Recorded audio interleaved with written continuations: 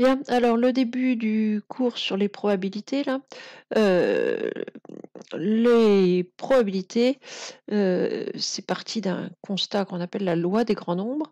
Alors première chose, on dit qu'une expérience est aléatoire lorsque on fait une expérience dont les résultats possibles sont connus à l'avance, c'est-à-dire que je sais à l'avance quels sont les résultats que je suis susceptible d'avoir, mais je ne sais pas sur lequel je vais tomber. Typiquement, je lance une pièce, je sais à l'avance qu'elle va tomber sur pile ou sur face. Mais au moment où je la lance, je ne peux pas savoir sur lequel elle va tomber. Quand on a le tirage des boules du loto, je sais à l'avance qu'il va sortir une boule numérotée de 1 à 42, 49, peu importe. Mais je ne sais pas à l'avance laquelle va sortir. Sinon, je gagnerais, oui, ce serait pratique, mais là, non.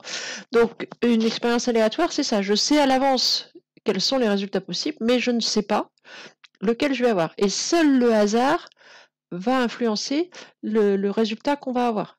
C'est-à-dire, par exemple, les courses de chevaux ne sont pas un jeu de hasard. C'est pas uniquement lié au hasard le résultat qu'on va obtenir. Donc tous les jeux, la Française des jeux, globalement, hein, sont des jeux de hasard.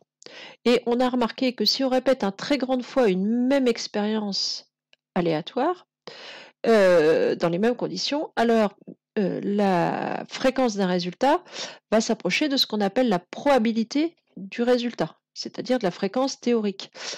Vous lancez une pièce, il y a une chance sur deux que ce soit pile et une chance sur deux que ce soit face.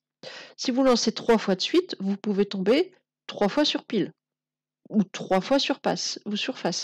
Si vous lancez 6 fois de suite, peut-être que vous aurez 3 piles et 3 faces, puisqu'elles ont autant de chances l'une que l'autre de sortir, mais vous pouvez aussi très bien avoir 5 piles et une seule face.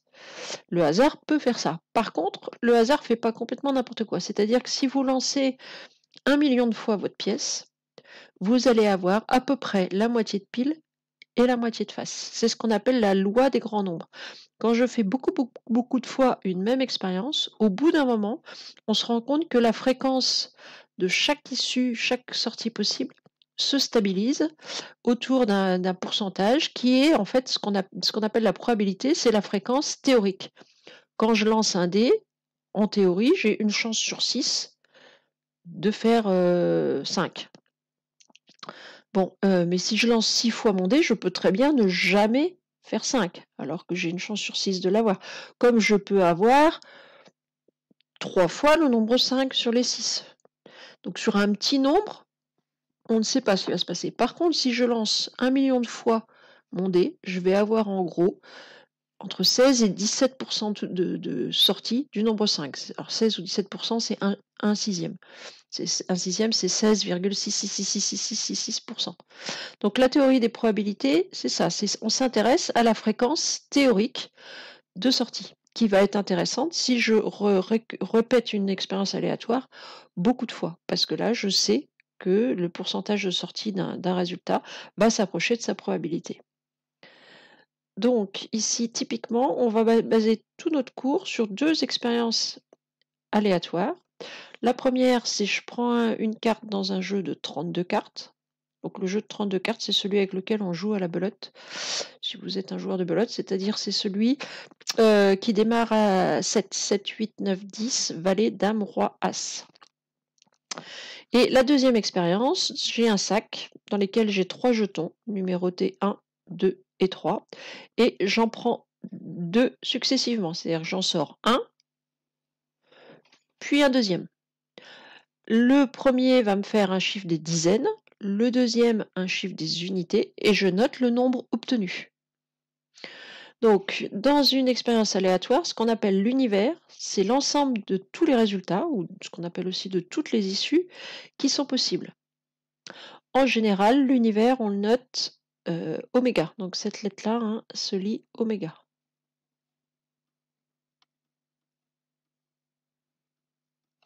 Oméga. Voilà. Donc sur mon expérience 1, je sors je prends au hasard une carte dans un jeu de 32. Et ben dans mon univers, dans oméga, je vais avoir les 32 cartes. Je sais à l'avance que je vais avoir une de ces 32 là, mais je ne sais pas laquelle. Contient les 32 cartes. J'écris particulièrement mal de ce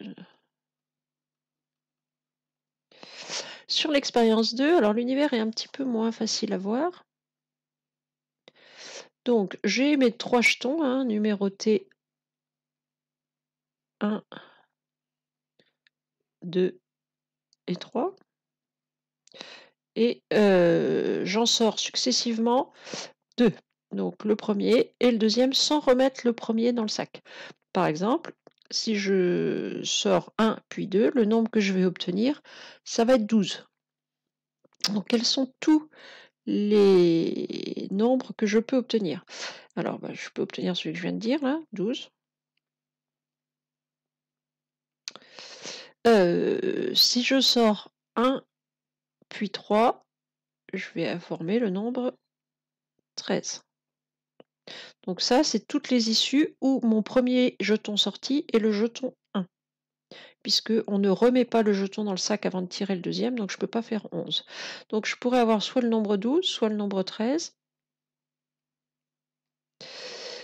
Si je commence par le jeton 2, je vais pouvoir former soit le nombre 21,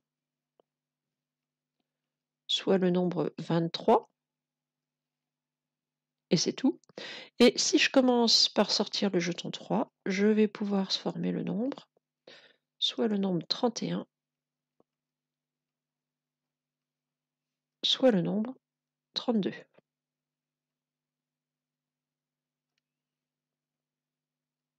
Voilà. Donc pour l'instant, on va s'arrêter là pour cette fiche-là et on va partir sur des exercices.